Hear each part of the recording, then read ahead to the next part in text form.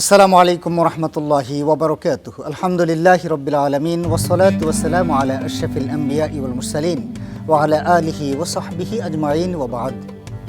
প্রিয় দর্শক, এই মুহূর্তে টিভি সেটের সামনে দেশে কিংবা দেশের বাইরে যে যেখান থেকে যে মাধ্যমে আপনাদের সকলের প্রিয় চ্যানেল স্টার নিউজের রমাদান মাসব্যাপী সরাসরি প্রশ্নোত্তরমূলক অনুষ্ঠান সিটি ইসলামিক যা জানা প্রয়োজন অনুষ্ঠানটি দেখছেন, আপনাদের সকলকে আজকের অনুষ্ঠানে মুবারকবাদ।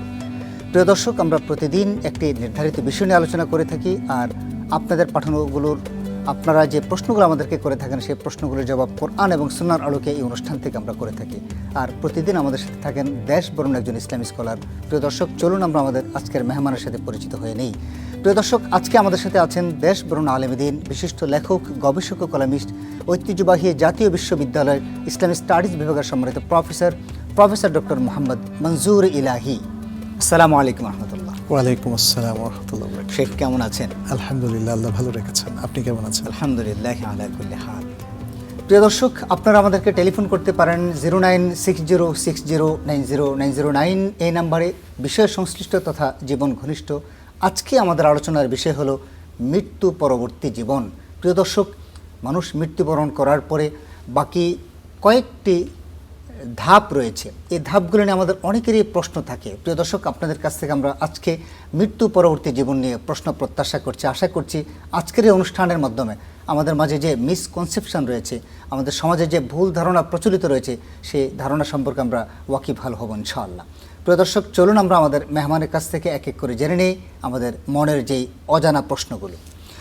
শেখ, আপনার কাছে প্রথমে আমার প্রশ্ন হলো, মাইয়েত মৃত্যুবরণ করার পরে একজন মাইয়েতের তার সলাতে জানাজা পড়াতে হয়, তার পরবর্তী ধাপগুলো যদি একটু সুন্নাহর আলোকে বলতেন। আলহামদুলিল্লাহ, ওয়াসসালাতু ওয়াসসালামু আলা রাসূলিল্লাহ ওয়া আলা আলিহি ওয়া আসহাবিহি ওয়া মাওয়ালা। মৃত্যু পরবর্তী জীবন আসলে অনেক লম্বা। মৃত্যুর আগ থেকেই তো আসলে মৃত্যুর ঘণ্টা বেজে যায়। এটাকে ইহতেদার বলা হয় আরবিতে। ইহতেদার, যখন কেউ মৃত্যুশয্যা শায়িত হয়, মোটামুটি তার নিজেরও একটা হয়তো মানে অবস্থা জানা হয়ে যায় যে তিনি আর ভালো অবস্থায় নেই, মৃত্যু তার সন্নিকটে। আর অন্য মানুষরাও বুঝতে পারে, যারা মৃত্যুশয্যা শায়িত, মানে রূহ কবজ হয়, মানে একদম শেষ অবস্থাটা সবার কাছে ক্লিয়ার। তো যখন এই অবস্থায় মানুষ যায়, এটাকে বলা হয় ইহতেদার। আমি সংক্ষেপেই বলছি, যেহেতু এটা নিয়ে অনেক আলোচনা আছে। ব্যক্তি যদি মুমিন হয় তাহলে মালায়েকাতুর রাহমাত তার কাছে আসে এবং তার সাথে কিভাবে আলোচনা করে, এবং যদি সে ব্যক্তি কাফির হয় বা মুসলিম হয়, কিংবা মানে আল্লাহর প্রিয় বান্দার মধ্যে সে না হয়, গুনাহগার বান্দা হয়, তাহলে তার আরেক অবস্থা। তারপরে যখন তাদের মৃত্যু হয়, মৃত্যুর পরপরই তাদের বারজাখী জীবন শুরু হয়ে যায়। মিন ওয়ারাইহিম বারজাখ, আল কোরআনে তো আল্লাহ সুবহানাহু ওয়া তাআলা সে ব্যাপারে আলোচনা করেছেন। বারজাখের পরে বারজাখী জীবনটা আসলে মূলত যেটাকে আমরা কবরের জীবন বলি। তো অনেকেই কবরস্থ হয়, অনেকে আবার কবরস্থ হওয়া ছাড়াই তো বারজাখী জীবন যাপন করে। কেউ পুড়ে যায়, কেউ সাগরে ডুবে যায়, তার কিন্তু কবর হয় না। আবার কেউ পশুর পেটে চলে যায়, ইত্যাদি নানা ধরনের অবস্থা। এই পুরো জীবনটাই হলো বারজাখী জীবন। তারপরে হচ্ছে তার বাথ, পুনরুত্থান যেটাকে বলা হয়। ইলা ইয়াউমি ইউবআথুন, কোরআন যেমন বারবার ইয়াউমুল বা'থের কথা বলছেন, অর্থাৎ পুনরুত্থিত হয়। যখন সিংহা ফুৎকার দেওয়া হয়, প্রথম সিংহা ফুৎকারে জীবিতরা বেহুশ হয়ে মারা যাবে, দ্বিতীয় সিংহা ফুৎকার পরে সকল জীবিতরা আবার জীবিত হয়ে হাসরের ময়দানে উপস্থিত হবে। এটাই হলো বা'থ। তারপরে হাসর ময়দানে দীর্ঘকাল তাদের অবস্থান করা, যেটাতে নবী সাল্লাল্লাহু আলাইহি ওয়াসাল্লাম সর্বশেষ শাফাতে কোবরা এর মাধ্যমে বিচারের ব্যবস্থা করবেন। তারপরে হচ্ছে ইম্মা ইলাল জান্নাহ ওয়া ইম্মা ইলান নার, বিচার ব্যবস্থার পরে। এর মধ্যে আর তো অনেকগুলো ব্যাপার আছে, যে ফুলসেরাত পার হওয়া, তারপরে তাদের কিছু সাময়িক সময়ের জন্য একদল মানুষ জাহান্নামে অবস্থান করা, সর্বশেষ ব্যক্তি জাহান্নাম থেকে বের হওয়া, যেটা সহিহ বুখারীর রিওয়ায়াতে এসেছে। আর যারা জান্নাতে যাবে তারা কিন্তু জান্নাত থেকে আর কখনো বের হবে না। কিন্তু জাহান্নামে যারা যাবে তাদের দুই অবস্থা, কেউ চির জাহান্নামে হবেন শুরু থেকেই, যারা কুফরির উপর মৃত্যুবরণ করেছেন, অর্থাৎ যারা ঈমান নিয়ে যেতে পারেননি। আর যারা ঈমান নিয়ে যেতে পেরেছেন, সেই ঈমানের পরিমাণ যাই হোক না কেন, তারা কোনো না কোনো একদিন আল্লাহর রহমতে তারা জাহান্নাম থেকে মুক্তি পাবে। আমার আমার আলহামদুলিল্লাহ, আপনি খুব চমৎকার করে বলছেন যে এই হলো পর্যায় আর কি, যে বিভিন্ন পর্যায়। মৃত্যুর পরবর্তীতে একজন মাইয়েতকে গোসল এবং তার সালাতে জানাজা, এটা যদি আমাকে একটু সংক্ষেপে জি, ধন্যবাদ আপনাকে। মৃত্যু পরবর্তী দাফন এবং কাফনের মধ্যে এটা পড়ে। তো প্রথমেই মৃত্যু পরবর্তী মানে মৃত্যুর পরপর কি করতে হবে আসলে, আমি তো মানে কাফন কিংবা জানাজায় তো একটু পরে যাব, তার আগেও বেশ কিছু করণীয় আছে আমাদের। সেটা হচ্ছে মৃতের চোখ বন্ধ করে দেওয়া, তাকে ঢেকে দেওয়া, এবং তার মুখ যদি হা হয়ে থাকে খুব দ্রুত মুখের হাটাও বন্ধ করে দেওয়া। হ্যাঁ, কারণ অনেক সময় মানে মৃত্যু যন্ত্রণার কারণে কোনো ব্যক্তির এটা হতে পারে, নানা কারণে হতে পারে, কিন্তু মানুষ ভুল মেসেজটা নেয়। তো যে কারণে চোখটা বন্ধ করে দিলে, শুরুতে যদি বন্ধ করে দেয় তাহলে বন্ধ হয়ে যাবে, মানে মৃত্যুর পরপর 2-3 মিনিট 5 মিনিটের মধ্যে। কিন্তু যদি 2 ঘন্টা পরে আপনি বন্ধ করতে চান, আর বন্ধ হবে না। ঠিক তেমনি অনেকে হা করে থাকেন, সে হাটাও শুরুতে আস্তে করে একটু লাগিয়ে দিলে বন্ধ হয়ে যাবে। এরকম কিছু কাজ রয়েছে। হ্যাঁ, তো এই কাজগুলোর পরে দ্বিতীয় কাজ হচ্ছে দ্রুত তাকে গোসলের ব্যবস্থা করা। তাকে গোসল দিয়ে, গোসলের উপর আমি অনেকগুলো ক্লাস নিয়েছিলাম, সেগুলো ইউটিউবে আছে, আমি জাস্ট জানিয়ে রাখলাম। যদি কেউ মৃতের গোসল কী করে দিতে হয়, পুরুষের গোসল কিংবা মেয়েদের গোসল, এবং তারপর কাফন পরানো। গোসলের পরপরই কাজ হচ্ছে কাফন পরানো। কাফন আমভাবে সবার জন্যই 3 টুকরা, তবে মেয়েদের জন্য আরও 2 টুকরা বেশি দেওয়াটা এটা মোস্তাহাব। জি, তবে 3 টুকরা হলে পুরুষ মহিলা উভয়ের জন্যই মৌলিক কাফনের ব্যবস্থা হয়ে যায়। তাহলে নবী সাল্লাল্লাহু আলাইহি সাল্লাম থেকে হাসান কিংবা সহিহ হাদিসগুলোতে যেটা এসেছে, তাতে দেখা যায় মেয়েদের জন্য 5 টুকরা হলে ভালো হয়, আর পুরুষদের জন্য 1 টুকরা হলে ভালো হয়। যখন কাফনের কাপড় একদমই পাওয়া যাচ্ছে না, তখন অন্তত 1 টুকরা দিয়েও তাদেরকে কাফনে ঢেকে তারপরে কবরস্থ করতে হবে। এরপর হলো জানাজার সালাহ। কাফন পরানোর পরের কাজটাই হলো জানাজার সালাহ। তো জানাজা পুরুষ এবং মহিলা উভয়ের জন্যই প্রায় একই নিয়ম, শুধুমাত্র মহিলাদের বুক বরাবর দাঁড়াবে, আর পুরুষদের মানে পেটের বা মাঝামাঝি বরাবর দাঁড়াবে। এই আমরা ঠিক এই জায়গাটাতে আসতে চাই, অত্যন্ত গুরুত্বপূর্ণ আলোচনা চলছে। ছোট্ট একটা টেলিফোন নিয়ে আসে। আসসালামু আলাইকুম রহমতুল্লাহ। প্রিয় দর্শক, পরিচয় দিয়ে প্রশ্ন করুন।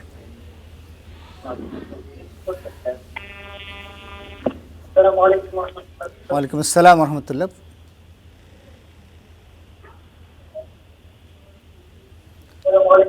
ওয়ালাইকুম আসসালাম রহমতুল্লাহ। ভাই, প্রশ্ন করুন।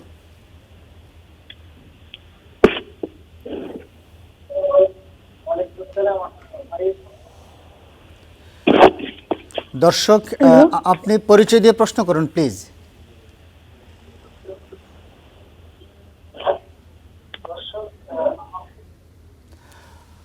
ওকে দর্শক, আপনি আবার চেষ্টা করুন প্লিজ।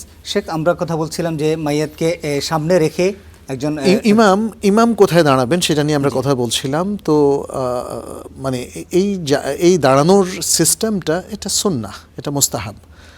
তবে মাইয়াতকে সামনে রেখে ইমাম দাঁড়াবেন, আর ইমামের পেছনে অনেকগুলো সফে দাঁড়াবেন। সফগুলো যদি বিজোড় সংখ্যক হয় সেটা উত্তম। তো অনেকগুলো সফ হলে তো আর সেটা হিসাব করে করাটা সম্ভব নয়। যেমন আমরা হারামাইনে যে জানাজাগুলো দেখি, সেখানে তো এত লম্বা হয় এবং এত দিক থেকে মানুষ দাঁড়ায় যে ঠিক কয়টা দাঁড়ালো, সেটা বিজোড় হলো নাকি জোড় হলো, এটা নির্ধারণ করাটা কঠিন। এটা ছোট জানাজার ক্ষেত্রে হতে পারে। জানাজার ক্ষেত্রে 4টা তাকবীর, এবং প্রথম তাকবীরের পরে সূরা আল ফাতিহা পড়া। এখানে একটু ফিকহি ইখতিলাফ আছে, কেউ সানা পড়ার কথা বলছেন, আর যেটা আব্দুল্লাহ ইবনে আব্বাস রাদিয়াল্লাহু তাআলার হাদিস সহিহ বুখারীর মধ্যে আছে, সেটা সূরা আল ফাতিহার কথা বলা হয়েছে। এবং যেহেতু সূরা তো সহিহ আল বুখারীর হাদিস, বিশুদ্ধ একটা হাদিস, এটা খুবই স্ট্রং রেকমেন্ডেশন। এবং আমাদের মাশায়েখ যারা মদিনা ইউনিভার্সিটির শিক্ষক, মক্কা ইউনিভার্সিটির শিক্ষক, তাদের কাছে আমরা শুনেছি এটাই রেকমেন্ডেড যে সূরাতুল ফাতিহা পড়া। পারলে সূরা ফাতিহার সাথে ছোট্ট একটা সূরা মিলাতে পারে, যেমন ইন্না আতাইনাকা অথবা কুল হুয়াল্লাহ। এরপরে দ্বিতীয় তাকবীরের পরে দুরূদ। দ্বিতীয় তাকবীরটা আরেকবার একটু আসে, আরেকটা টেলিফোন নিয়ে আসে। আসসালামু আলাইকুম রহমতুল্লাহ। দর্শক কে আছেন আমাদের সাথে? আসসালামু আলাইকুম। জি, ওয়ালাইকুম আসসালাম। আমি মোহাম্মদ ফারুক, তেজকুনিপাড়া, তেজগাঁও, ঢাকা থেকে বলছি। জি ফারুক ভাই, প্রশ্ন। প্রশ্ন হচ্ছে যে হানাফি মাযহাবের মতে যারা হানাফি মাযহাবকে অনুসরণ করবে তারা অন্য কোনো মাযহাবের মতদর্শকে অনুসরণ করলে সেটা নাকি সঠিক হবে না। এই বিষয়ে একটু জানতে চাচ্ছি। আর দ্বিতীয়ত যে জিনিসটা হচ্ছে সেটা হচ্ছে কালকে আপনারা বলেছিলেন যে কাতার ইয়ে করার জন্য, সিধা করার জন্য পায়ের সাথে পা মিলানো, কিন্তু হানাফি মাযহাবে বলে যে 4 আঙ্গুল ফাঁক রেখে পা দাঁড়ানোর জন্য। কাতারে যখন দাঁড়াবে তখন 4 আঙ্গুল ফাঁকে পা রাখবে। এখন কোনটা কিভাবে মিলাবো সেটা নিয়ে একটু জটিলতা আছে, যদি একটু পরিষ্কার করে বলেন তাহলে আমাদের জন্য সুবিধা হবে। জাযাকাল্লাহ বিল খায়র। আসসালামু আলাইকুম। ধন্যবাদ ভাইজান, আপনাকে অনেক ধন্যবাদ। শেখ, আমরা কথা বলছিলাম যে সালাতে জানাজার প্রথমটাতে সূরা ফাতিহার সাথে পারলে অন্য একটা সূরা মিলাবে, সেকেন্ড অথবা সূরা আল ফাতিহা পড়লেও চলবে। দ্বিতীয় হচ্ছে দরুদ পড়া, এবং তৃতীয় তাকবীরের পরে নবী সাল্লাল্লাহু আলাইহি সাল্লাম যে দোয়াগুলো শিখিয়েছেন সেই মাসুরা দোয়া পড়া। দোয়ার ক্ষেত্রে আমরা যেটা জানি, মাসুরা দোয়ার পাশাপাশিও আরও কিছু দোয়া যদি করতে চায় করতে পারবে। চতুর্থ তাকবীরের পরে সালাম ফেরাবেন। এ হলো জানাজার সালাহ খুব সংক্ষেপে।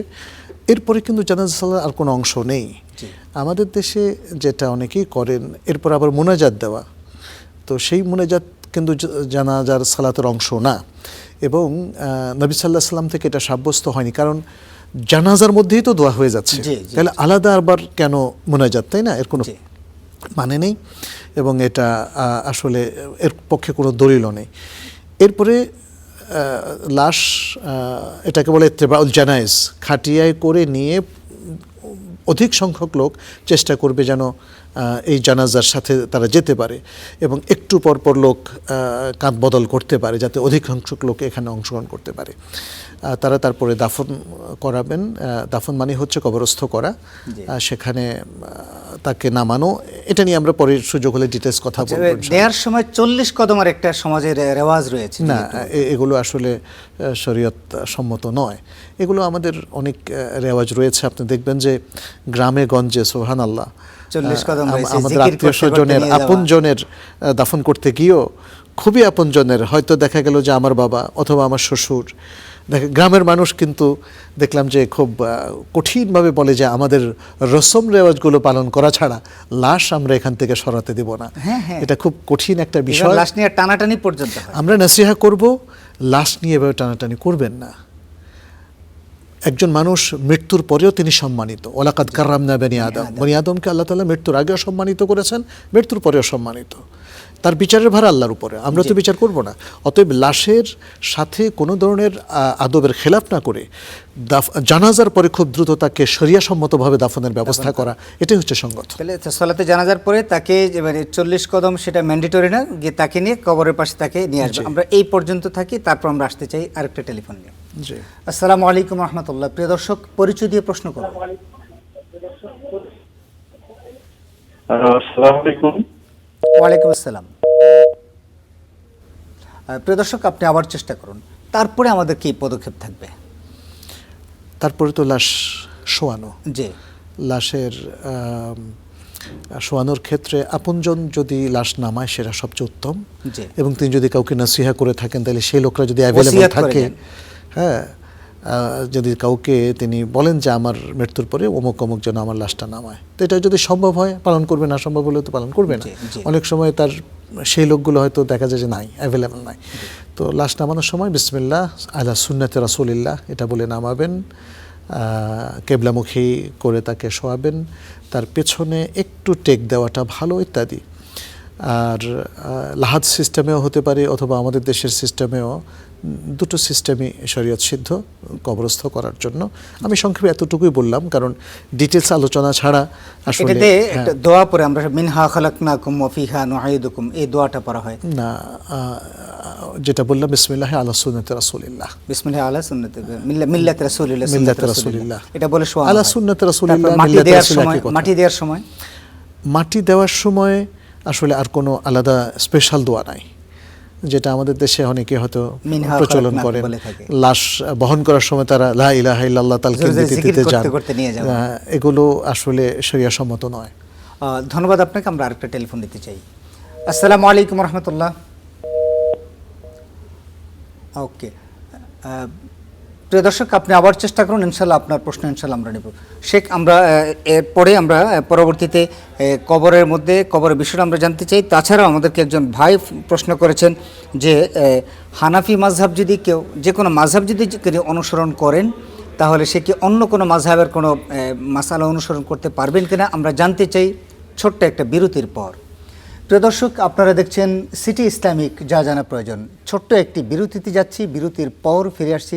আজকে আমরা বারজাখে জীবন নিয়ে অর্থাৎ মৃত্যু পরবর্তী জীবন নিয়ে আমরা আলোচনা করছি। প্রিয় দর্শক, অত্যন্ত গুরুত্বপূর্ণ আলোচনা আপনার আমাদের সকলের জন্য।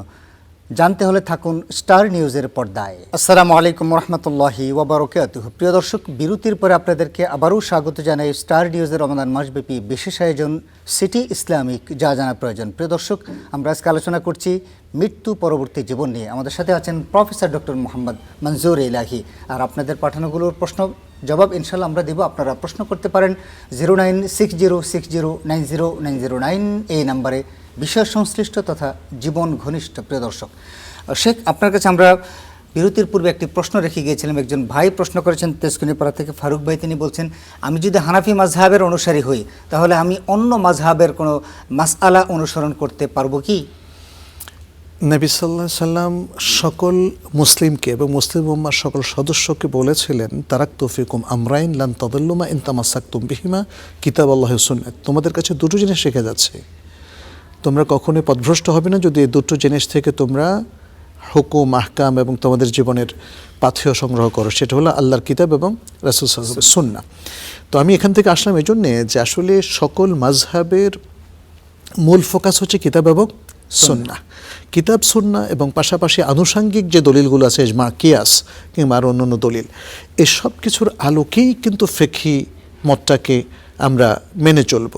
তাহলে যে বিভিন্ন মাসলাকগুলো এসেছে, মাযহাব বা মাসলাক, এটা কিন্তু কোনো দল না, এটা কোনো কাল্ট না, এটা হলো আমাদের ইমামদের কিছু গবেষণা, যারা ইজতিহাদি বিষয়গুলোতে কিছু গবেষণা করেছিলেন। এবং ইজতিহাদি বিষয়গুলোতে আমরা জানি কিছু ভুলও হতে পারে, আবার ঠিকও হতে পারে। এই জন্য বিভিন্ন মাযহাবে আপনি দেখবেন যে ইখতিলাফ যেমন আছে, একই মাযহাবের মধ্যে ইখতিলাফ আছে। আপনি দেখবেন ইমাম আবু হানিফা রাহিমাহুল্লাহর সাথে ইমাম মুহাম্মদ ইমাম আবু ইউসুফ অনেক ইখতিলাফ করেছেন। খিলাফান লিস-সাহিবাইন, খিলাফান লিশ-শাইখাইন, খিলাফান লিত-তারাফাইন, খিলাফান লিজ-জুফার। এটা হানাফি মাযহাবের বইগুলোতে আছে, অন্য মাযহাবের বইগুলোতে আছে। ইমাম শাফিঈর সাথে তার ছাত্ররা মতভেদ করেছেন। তাতে একটা জিনিস বোঝা গেল যে ইমাম আবু হানিফা রাহিমাহুল্লাহ যে মতগুলো বলে গেছেন, তিনি নিজেও সেগুলো থেকে কিছু কিছু রুজু করেছেন, তার ছাত্ররা তার সাথে খেলাফ করেছে। তাহলে আমরা যারা আজকে বিভিন্ন বড় বড় আলেমদেরকে অনুসরণ করি, আমাদের জন্য করণীয় কি? আমরা কি একটা মতকে ধরে রাখবো? না, আমাদের মূল ফোকাস হবে কোরআন সুন্নাহ। তবে সুবিধার জন্য আমরা হয়তো একজন আলেমের পথ বা মাসলাক বা মাযহাব অনুসরণ করছি, কিন্তু সেটা কিন্তু আমাদের মেইন না। আমাদের মেইন হলো কি? কোরআন এবং সুন্নাহ। অতএব কোনো মাযহাবের কোনো মত যদি কখনো তার বিপরীতে কোনো আমাদের বড় বড় ইমাম, তাদের সবাইকে আমরা সম্মান করি, অবশ্যই তাদের জন্য দোয়াও করি, এবং তারা আমাদের আলাল আইন ওয়ার রাস, মানে সহজ করে দিয়েছেন আমাদের সম্মানের জায়গা।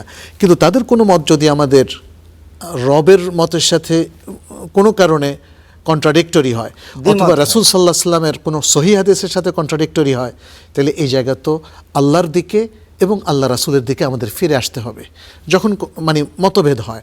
এবং কোরআনের দলিল কিন্তু এতে আছে। কোরআন বলছে কি? ওয়াইন ইখতালাফতুম ফি শাইইন ফারুদ্দুহু ইলাল্লাহি ওয়ার রাসূল। যদি তোমরা কোনো বিষয়ে মতভেদ করো, তাহলে আল্লাহ এবং রাসূলের দিকে ফিরিয়ে দাও। এটা কিন্তু স্বয়ং ইমাম আবু হানিফা রাহিমাহুল্লাহ তিনি নিজেও মানতেন, এটা ইমাম আবু ইউসুফ মানতেন, এটা ইমাম মুহাম্মদ ইবনে হাসান আশ-শাইবানি রাহিমাহুল্লাহ তারাও মানতেন, সকল ইমামরা। তার মানে হচ্ছে, আমি কনক্লুড করবো এভাবে, হানাফি মাযহাব যারা ফলো করছেন তাদের জন্য, অথবা মালিকি মাযহাব যারা ফলো করছেন, যারা হাম্বলি মাযহাব, যারা শাফিঈ মাযহাব ফলো করছেন, কিংবা আহলুল হাদিস যারাই হন না কেন, প্রত্যেকের জন্য মূল ফোকাস থাকতে হবে কোরআন সুন্নাহ। এবং মাযহাবের কোনো মত যদি দেখা যায় সহিহ হাদিসের সাথে বিপরীত হয়, তাহলে আমাদেরকে নবী সাল্লাল্লাহু আলাইহি ওয়াসাল্লামের মাসলাকের দিকে এবং তার মাযহাবের দিকেই ফিরে আসতে হবে। ধন্যবাদ শেখ, আপনাকে আমরা আরেকটা টেলিফোন নিতে চাই। আসসালামু আলাইকুম রহমতুল্লাহ। প্রিয় দর্শক, পরিচয় দিয়ে প্রশ্ন করুন। আমার নাম মোহাম্মদ আমানুল্লাহ, আমি পুরান ঢাকা থেকে বলছি। জি, গত 13 মাস আগে আমার ছেলে মৃত্যুবরণ করেছে, তার বয়স ছিল 45 বছর। আমরা ইফতারের ইফতারের ইফতারের সময় প্রতিদিনই আমরা একসাথে আমার ছেলেকে এ, এ, ইয়ে এ, মনে করি, সবাই কান্নাকাটি করি, ওর মাও কান্নাকাটি করে, এবং আচ্ছা, এবং যে আমরা যা কিছু খাই, আমার মা চিন্তা করে যে আমরা তো একটু কিছু খাই, কিন্তু আমার ছেলে কি খায়? আমার স্ত্রী বলছে যে এই আমরা ছোটবেলা শুনি যে আল্লাহ তাআলা মৃত ব্যক্তিদেরকে সন্ধ্যার সময় আর কি খাওয়া দেয়। এটা কতটুক ঠিক, এটা আমাকে জানাবেন। ধন্যবাদ দর্শক, আপনাকে মৃত ব্যক্তিদেরকে সন্ধ্যার সময় আল্লাহ খাওয়ান, সেটা ইসলাম কি বলে জানবো আমরা। ধন্যবাদ আপনাকে। শেখ, এবার আপনার কাছে যে প্রশ্নটা আমাদের ফারুক ভাই তসমিনাপাড়া থেকে আরেকটা প্রশ্ন করেছেন, কাতারে দাঁড়ানোর বিষয়ে বলেছেন যে পায়ে পা লেগে কাতারে দাঁড়ানোর কথা বলছেন।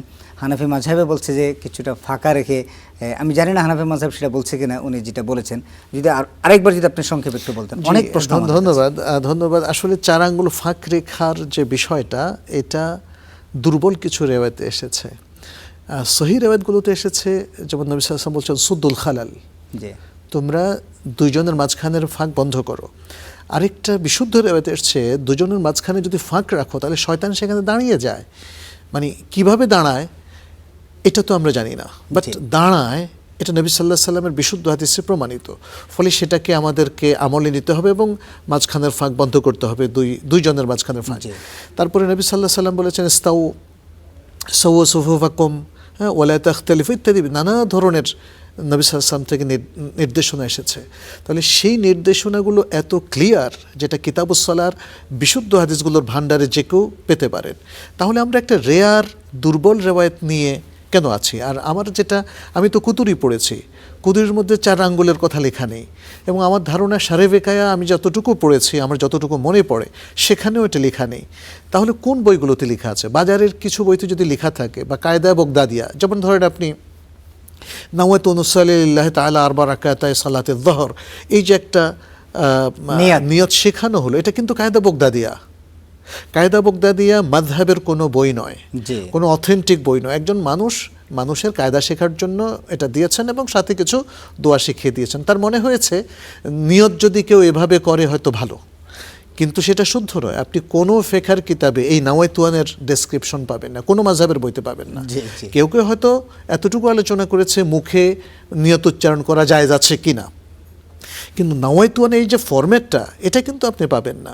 ফলে আপনাকে রেফারেন্সটা দেখতে হবে, কোন রেফারেন্স থেকে আপনি নিয়ে এসেছেন।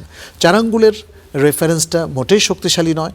অতএব আমরা নবী সাল্লাল্লাহু আলাইহি ওয়াসাল্লাম থেকে আমভাবে যে এতগুলো হাদিস এসছে, রাকাতের মাঝখানের দুজনের মাঝখানের ফাঁকটা বন্ধ করা, কাঁধে কাঁধ মিলিয়ে দাঁড়ানো, এই আমলটা অবশ্যই করা অবশ্যই আমরা করবো। জাযাকাল্লাহ শেখ। আমরা আরেকটা টেলিফোন নিয়ে। আসসালামু আলাইকুম রহমতুল্লাহ। প্রিয় দর্শক, কে আছেন আমাদের সাথে পরিচয় দিয়ে প্রশ্ন করুন।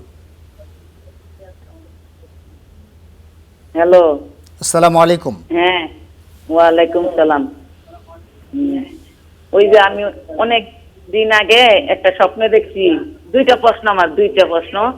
অনেক দিন আগে একটা স্বপ্নে দেখছি, এই আকাশ পাতাল পানি ওই একবারে সব একবারে কিয়ামত হয়ে গেছে এমন দেখছি।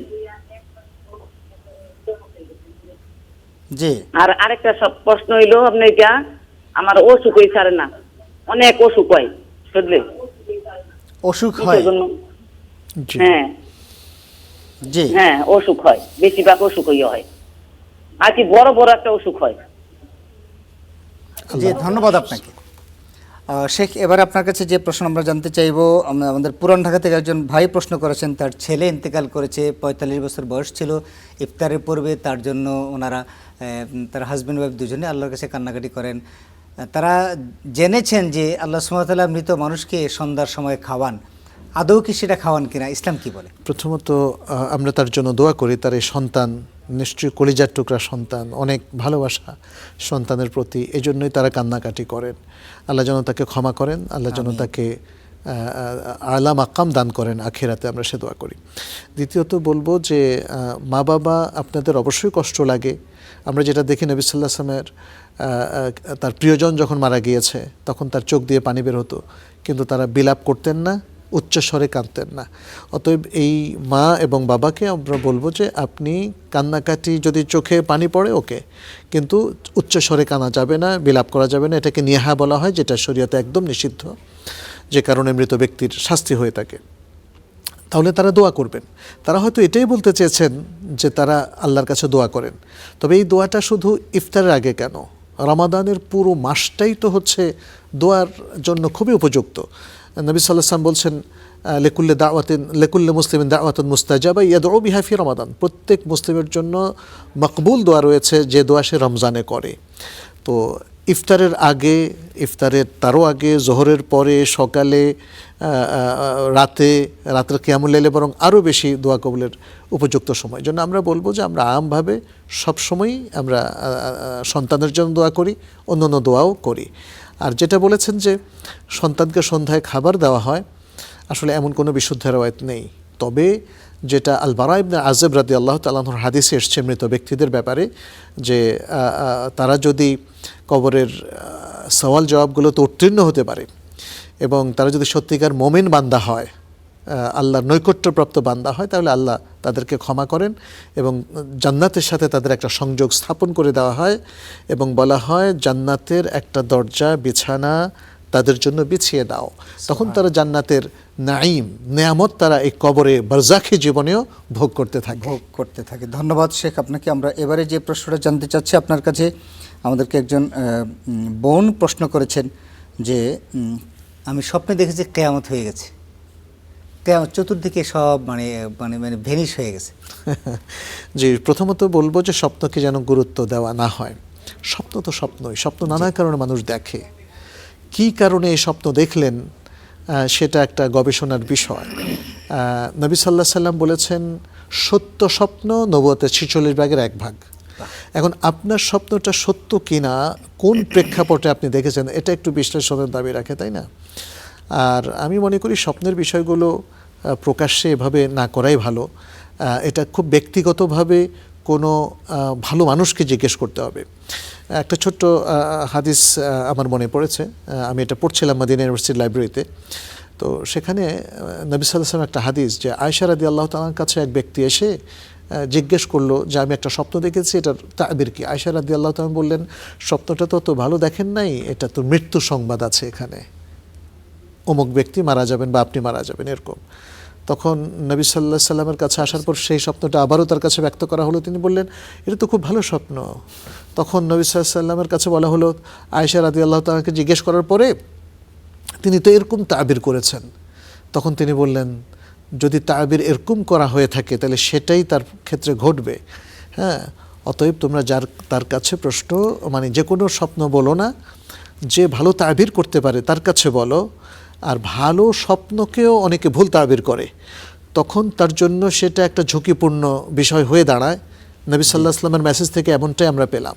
তো এই জন্য আমরা বলবো যে স্বপ্নটা খুব পাবলিকলি কাউকে জিজ্ঞেস করতে নাই, এটা একান্তে জিজ্ঞেস করবেন কিছু ভালো মানুষকে সেখানে জিজ্ঞেস করতে পারেন। আমরা এই বোনের স্বপ্নের ক্ষেত্রে বলবো, আপনার কাছে যেটা ভয়ঙ্কর স্বপ্ন হলে আপনার কিছু আমল আছে, সেটা হচ্ছে ঘুম থেকে উঠে বাম দিকে থুথু ফেলবেন, মানে একদম বেশি আকারে থুতু না, বাস থুতু করবেন যাতে এটা শয়তানের দিকে থুতু ফেলা হয়, এবং আল্লাহর কাছে আশ্রয় নিয়ে পাশ ফেরে শোবেন।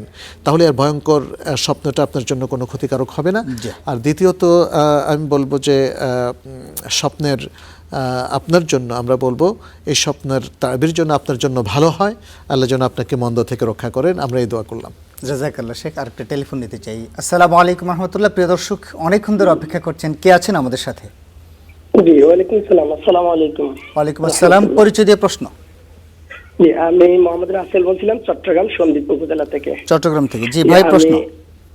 জি, আমি জনাব, আমি আসলে আজকে রোজা হচ্ছে 24শে রমজান, বাট আমি আজ থেকে 4-5-6 দিন আগে একটা স্বপ্ন দেখেছি। সেটা হচ্ছে আমার মৃত বাবা, উনি 2021 সালে মারা গিয়েছেন, ওনাকে নিয়ে, অর্থাৎ মৃত বাবাকে নিয়ে আমি 4-5 দিন আগে স্বপ্ন দেখেছি। আমার মৃত বাবা সহ আমি দুইজন মৃত ব্যক্তিকে দাফন করতেছি।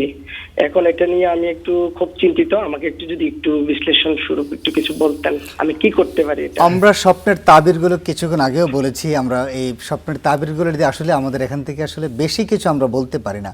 এটার জন্য আসলে স্বপ্নের তাবির আমরা শেখ বলেছেন। শেখ, আপনার কাছে আমরা বিরতির পরে যে প্রশ্নটা জানতে চাচ্ছি সেটি হলো যে আমরা কবরে তো একজন মাইয়িত চলে গেলেন, কখন কবরে মুনকারে নাকির যারা প্রশ্ন করবেন তারা আসেন, এটা আপনি জানতে চাইব ছোট্ট একটা বিরতির পর। প্রিয় দর্শক, আপনারা দেখছেন সিটি ইসলামিক যা জানা প্রয়োজন। ছোট্ট একটি বিরতিতে যাচ্ছি। বিরতির পর বারজাখী জীবন তথা মৃত্যু পরবর্তী জীবন নিয়ে দারুণ দারুণ প্রশ্ন আছে, জানতে হলে থাকুন স্টার নিউজের পর্দায়। আসসালামু আলাইকুম রহমতুল্লাহি ওয়াবারাকাতুহু। প্রিয় দর্শক, বিরতির পর আপনাদেরকে আবারও স্বাগত জানাই স্টার নিউজের রমজান মাসব্যাপী সরাসরি প্রশ্নোত্তরমূলক অনুষ্ঠান সিটি ইসলামিক যা জানা প্রয়োজন অনুষ্ঠানে। প্রিয় দর্শক, আজকে আমরা আলোচনা করছি বারজাখী তথা মৃত্যু পরবর্তী জীবন নিয়ে। আমাদের সাথে আছেন শেখ প্রফেসর ডক্টর মোহাম্মদ মনজুর ইলাহি। শেখ, আমরা বিরতির পূর্বে আপনার কাছে একটি প্রশ্ন রেখে গিয়েছিলাম যে কবরে কখন মুনকারে নাকির এসে সওয়াল জবাব শুরু করেন, সেটা কতক্ষণ পরে যদি একটু বলতেন। দাফনের পরপরই, তবে কতটা পরে এটা কেউ কেউ বলছেন 1 ঘন্টা বা 2 ঘন্টা পরে। তবে এ ব্যাপারে আমরা বড় বড় উলামায়ে কেরামের আলোচনায় দেখি, হাদিসের আলোকে তারা আলোচনাগুলো করেছেন। সেটা হচ্ছে যখন দাফন কার্য শেষ হবে এবং লোকজন যেতে থাকবে এবং তাদের পায়ের আওয়াজ বা তাদের জুতার আওয়াজটা শোনা যায়, এমত অবস্থায় 2জন ফেরেশতা মৃতের কাছে আসেন। মৃতকে তখন বসানো হয়। এটা আল বারা ইবনে আযিব রাদিয়াল্লাহু তাআলার বিখ্যাত একটা হাদিস আছে, অনেক বড় হাদিস। এখানে মৃত্যুর পর থেকে, কবরস্থ করার পর থেকে ফেরেশতাদের সওয়াল জবাব পুরোটাই সেখানে ডিটেলস বর্ণনা করা হয়েছে। তো 2জন ফেরেশতা আসেন, একজন হচ্ছেন মুনকার আর একজন হচ্ছেন নাকির। এবং তারা তাকে জিজ্ঞেস করেন 3টা প্রশ্ন। মান রব্বুকা, মা দীনুকা, ওয়ামান নাবিয়ুকা। তোমার রবকে, তোমার দিন কি এবং তোমার নবীকে। আর কোনো রেওয়ায়েতে এসছে যে চতুর্থ আরেকটা প্রশ্ন তাকে করা হয় যে এই যে কিতাবটার নাম কি, কিতাবটা চেনো, অর্থাৎ কোরআন সম্পর্কে তাকে প্রশ্ন করা হবে। তাহলে মেইনলি 3টা প্রশ্ন, আর কোনো রেওয়ায়েত থেকে আমরা চতুর্থ প্রশ্নটাও জানি। আসলে এই 4টা জায়গায় যদি কেউ ক্লিয়ার হতে পারে, দুনিয়ায় যদি তারা এগুলোকে ধারণ করে, যেমন রবকে ধারণ করে, রবের প্রতি ঈমান রাখে এবং ইসলামের উপর থাকে, ইসলামকে প্র্যাকটিসে নিয়ে আসে এবং নবী সাল্লাল্লাহু আলাইহি ওয়াসাল্লামের মাসলাক এবং তার আদর্শকে মেনে চলে, আর এই কিতাবটাকে সবসময় তেলাওয়াত করে, তার ব্যাখ্যা সে সুন্নাহ হাদিস থেকে নেয়, এইভাবে যদি কেউ জীবনযাপন করে, তাহলে আল বারা ইবনে আল আযিব রাদিয়াল্লাহু তাআলা হাদিসে এসেছে নবী সাল্লাল্লাহু আলাইহি ওয়াসাল্লাম বলেছেন যে সে 3টা জবাব, 4টা জবাব সবগুলো দিতে পারবে। এবং তখন ফেরেশতারা, মানে আল্লাহর পক্ষ থেকে একজন ঘোষক ঘোষণা করবেন যে এই বান্দা সে মোমেন, সে আল্লাহর পক্ষ থেকে চোজেন একজন বান্দা এবং সে ইমানদার বান্দা, অতএব তার জন্য জান্নাতের বিছানা বিছিয়ে দাও।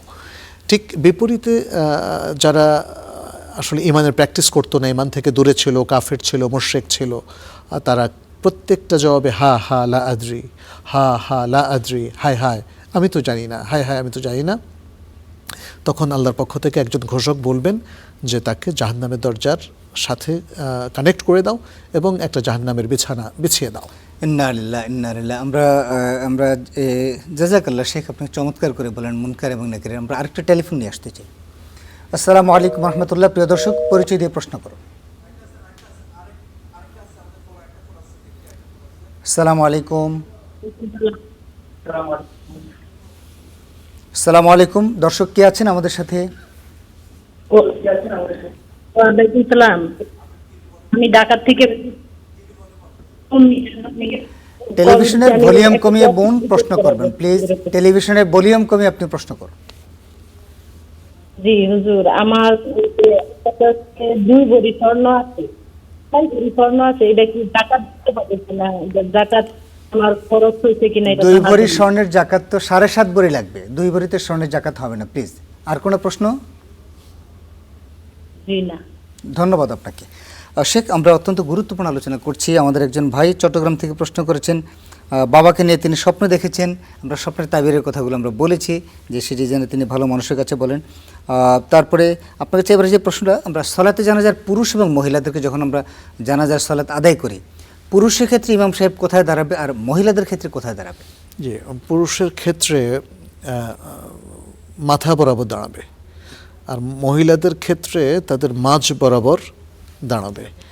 তো এটাই উলামায়ে কেরামের তাহকিকি মাসআলা আর কি। জি, যে মানে পুরুষের মাথা বরাবর দাঁড়াবে, মহিলাদের মাঝ বরাবর, কোমর মানে বুক থেকে কোমর পেট এই বরাবর দাঁড়াবে। ধন্যবাদ আপনাকে। আমরা আপনার কাছে এবারে যে বিষয়টা জানতে চাচ্ছি সেটা হলো যে আমাদের মৃত ব্যক্তির সালাতে জানাজা গেল, কবরে দাফন গেল, তারপরে মুনকার নাকিরের প্রশ্ন গেল, যাওয়ার পরে তার পরবর্তীতে ইসরাফিল আলাইহিসসালাম সিংহায় ফু দেওয়ার পরে সমস্ত মানুষগুলো কিভাবে যাবে, তার পরবর্তী স্টেপগুলো যদি একটু বলতেন।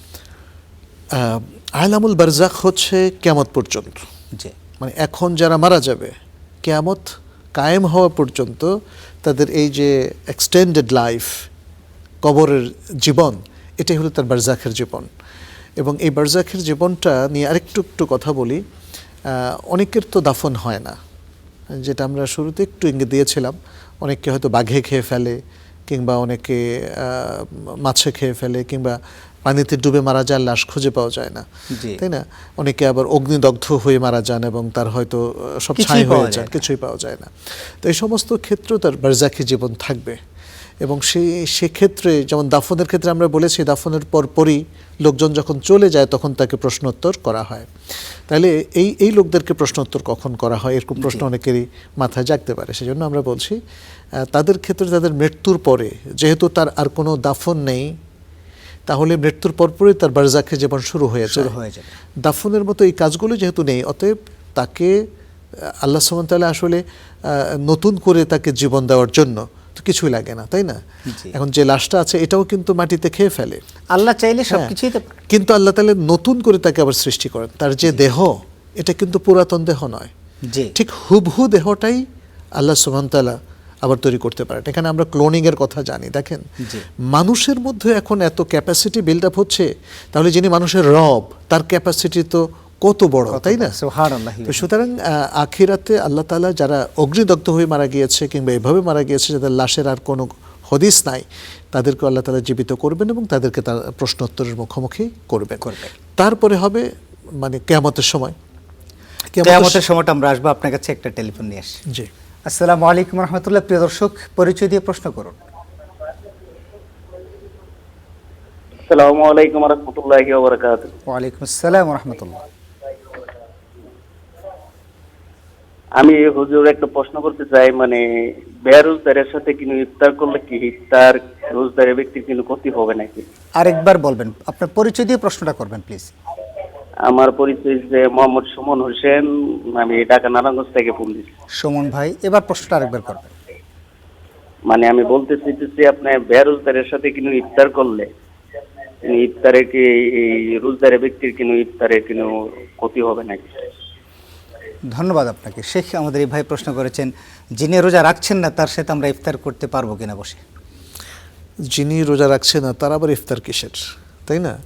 তার মানে হচ্ছে যারা রোজা রাখেননি তারা রোজাদার ভাইদের সাথে ইফতারে সামিল হতে চান। তাদের হয়তো অনেকের বক্তব্য, রোজা রাখি নাই, একটা ভুল করছি, এখন ইফতার না করে ভুল করবো, আরেকটা ভুল করবো কিনা। জি, তো যাই হোক, তো এটা তো একটা মজার ব্যাপার। যারা আমরা সিয়াম রাখছি, আমাদের সাথে ওই সমস্ত ভাইরা যদি আসেন যারা রোজা রাখেন নাই, আসেন না, কোনো অসুবিধা নাই, আমার রোজার কোনো ক্ষতি হবে না, আমাদের এই প্রশ্নকারী ভাইয়ের রোজারও ক্ষতি হবে না। বরং ওই ভাইরা দেখবেন যে রোজাদাররা ইফতারের সময় কি পরিমাণ আনন্দ নিয়ে তারা ইফতার করেন। কারণ এখানে দেখেন, ওই যে হাদিসে কুদসির কিন্তু একটা বক্তব্য আছে, লিসসাইমি ফারহাতানি, রোজাদারদের জন্য দুটো খুশি, ফারহাতুন ইনদা ফিতরিহি ওয়া ফারহাতুন ইনদা লিকাই রাব্বিহি। প্রথম খুশিটাই হচ্ছে ইফতারের সময়, আর দ্বিতীয় খুশিটা হচ্ছে যখন সে তার রবের সাথে দেখা করবে, রবের কাছ থেকে স্পেশাল সিয়ামের পুরস্কারটা নেবে।